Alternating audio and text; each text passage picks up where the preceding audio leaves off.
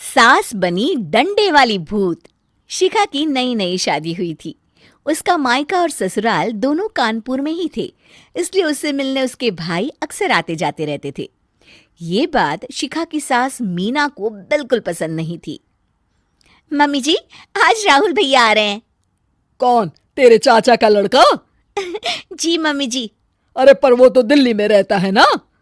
हाँ मम्मी जी, उन्हें कल सुबह दिल्ली के लिए निकलना है, तो वो आज मुझसे मिलते हुए कल सुबह यहीं से निकल जाएंगे। हमने तो धर्मशाला खोल रखी है ना। कुछ कहा क्या मम्मी जी? मैंने कहा हाँ हाँ, आने दे तेरे भैया को, जमकर खातिरदारी करेंगे। अब तो कुछ करना ही पड़ेगा, इससे पहले कि मेरा घर धर्मशाला बन जाए। ये कैसी बातें कर रही हो मीना? सच ही तो कह रही हूं।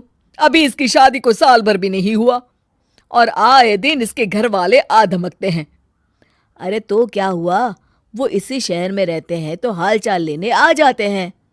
इस बार मैं उनका हाल और चाल दोनों ही बिगाड़ दूंगी। अब बहुत हो गया जी। अरे ये कैसी बातें कर रही हो? हे भगवान, बस आप तो देखते जाइए। शाम को राहुल आता है। नमस्ते आंटी, कैसे हैं आप लोग? हम लोग तो ठीक है, तुम कैसे हो बेटा? मैं भी अच्छा ही हूँ आंटी। बस आज रात के बाद नहीं रहोगे। चलिए भैया, मैं आपको हमारा घर दिखाती हूँ। रात में खाने के टेबल पर शिखा, रोहित कहीं दिखाई नहीं दे रहा। जी भैया, वो ऑफिस के काम से बाहर गए हैं, कल शाम तक आएंगे। अच्छा अच्छा। बेटा, क्या तुम भूत प्रेत में मानते हो? नहीं नहीं आंटी जी, पर अचानक आपको ये ख्याल कहाँ से आ गया? पता नहीं क्यों, कभी कभी मुझे लगता है जैसे रात के समय बैठक में कोई घूमता रहता है। ये आप क्या कह रही हैं मम्मी जी? हाँ, तुम लोग घबरा ना जाओ, इसलिए मैंने आज तक इस बारे में कुछ नहीं कहा।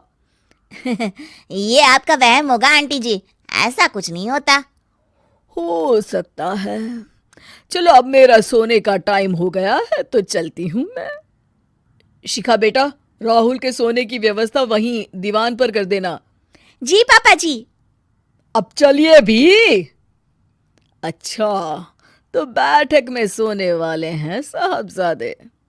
क्या बड़बड़ा रही हो? कुछ नहीं, आप सो जाइए। मीना और महेश के सोने के बाद शिखा और राहुल आपस में बात कर रहे होते हैं, तभी डोरबेल बजती है। अरे आप!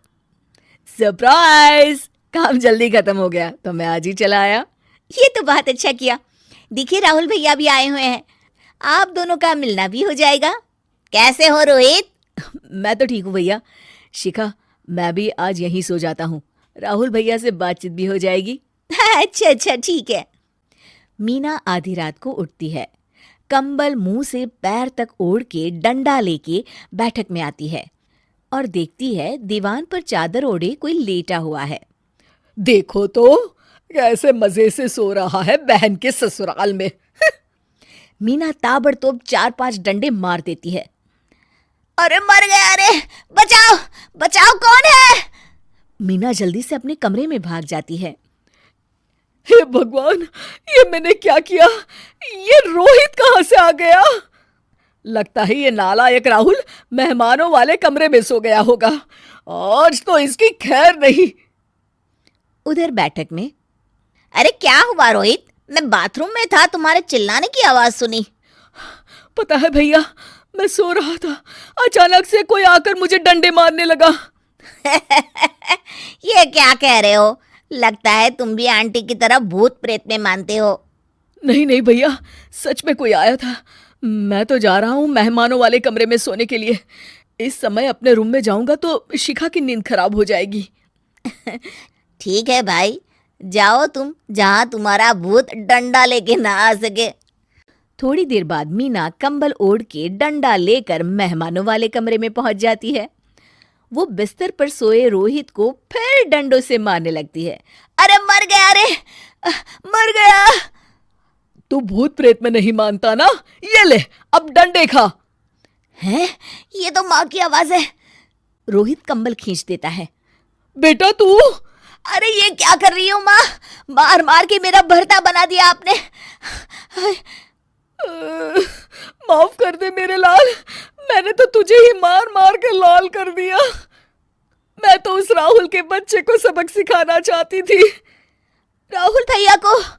हाँ बेटा, मुझे लगा अगर उसे डंडे मारूंगी तो शिखा के मायके वाले यहाँ आना छोड़ देंगे।